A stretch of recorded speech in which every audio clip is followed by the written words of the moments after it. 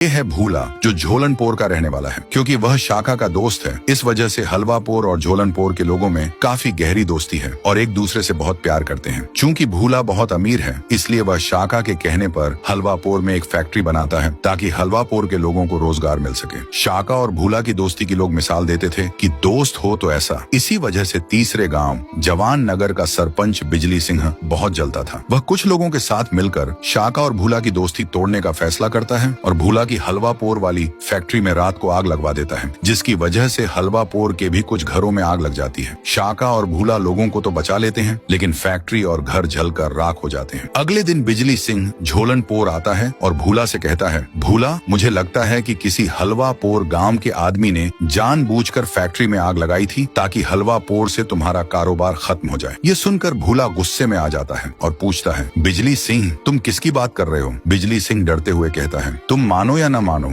मेरा शक शाका पर है, क्योंकि तुम्हारे हलवापोर में कारोबार से सबसे बड़ा नुकसान शाका का है। वह सोचता होगा कि गांव उसका है और पैसा तुम कमा रहे हो। ये सुनकर भूला बिजली सिंह की बातों में आ जाता है और गुस्से में शाका को फोन करता है, शाका, ये तुमने सही नहीं किया, अब मैं इसका बदला पूरे हलवापोर से लूंगा। शाका कहता है, भूला, मेरे दोस्त, तुम क्या बात कर रहे हो? लेकिन जब भूला कहता है, तुमने मेरी फैक्ट्री में आग लगाई है, तो यह सुनकर शाका भी गुस्से में आ जाता है और कहता है, भूला, तुम्हें गलतफहमी हुई है, फिर भी जो करना चाहो कर लो। फिर भूला अपने गांव में युद्ध की तैयारी का हुक्म देता है कि सब तैयार हो जाओ, हमें हलवापोर पर हमला करना है। इस पर सब तैयारी शुरू कर देते हैं। अब सवाल ये है, क्या शाका अपने गांव को बचाएगा या अपने दोस्त को?